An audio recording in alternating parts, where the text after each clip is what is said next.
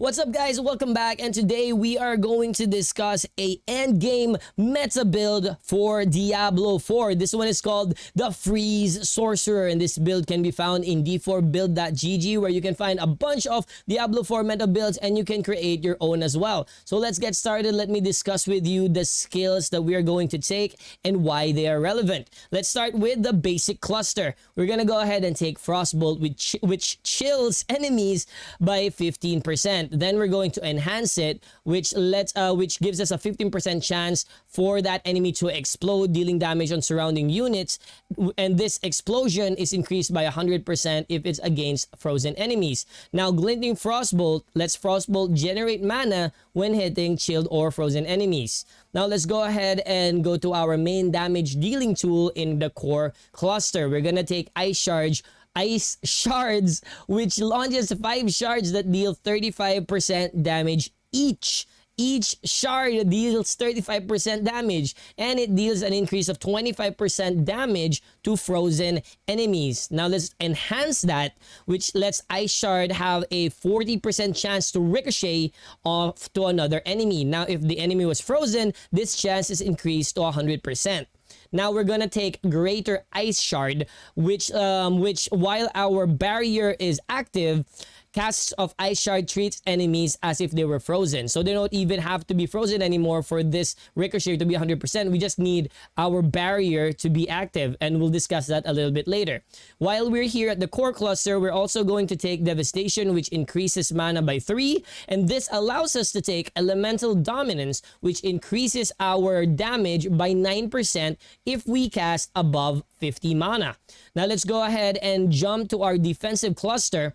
And I'm going to show you why we needed that increase in damage. You see, we're going to take Glass Cannon, which increases our damage by 18%, but increases the damage that we take by 9%. This is going to be all right because we have teleport to get in and out of trouble. And you see, when you teleport, not only does hitting enemies decrease your teleport's cooldown, that's cool and all, but the cool part here is that we're gonna get Shimmering Teleport. After teleporting, you gain 30% damage reduction for 5 seconds, and that's going to be amazing. You're gonna need that because of Glass Cannon. Now, we need a little bit more defense, obviously, because of we're taking more damage, right? So we're going to take Ice Armor. Ice Armor generates a 30% barrier based on our life, and 5% of the damage that we deal increases our barrier while it's active. We're gonna go ahead and enhance this Ice Armor so that it increases our mana regeneration. Now we're also going to take Frost Nova from our defensive cluster, because Frost Nova automatically freezes everybody around you for 3 seconds. Now we're gonna go ahead and enhance that, and if you're able to kill up to 4 guys that were frozen by Frost Nova, it reduces Frost Nova's cooldown by 4 seconds maximum. Now, Mystical Frost Nova makes it so that enemies become vulnerable when hit by Frost Nova, and this effect is increased to 6 seconds against bosses. Now here at the Conjuration cluster, we don't really need any of these active spells. Instead, we're gonna go ahead and take Precision Magic, which increases our lucky hit chance by 15%, and then we're gonna go ahead and take Align the Elements. You gain 1% damage reduction against Elite for each seconds you haven't taken damage from one. Which basically means for every 40 seconds you don't get hit by an elite, you reduce the next elite hit by 40%. And that's a big thing. We're gonna need that because we're taking more damage, right? And now Protection makes it so that using a cooldown grants 20% of your maximum life as barrier for 2 seconds. That's basically a free Ice Armor. Now let's go ahead and move on to our Mastery cluster. Here we're going to take a bunch of passives. We're going to get Ice Veil, which makes it so that your barrier has a 15% increase in duration.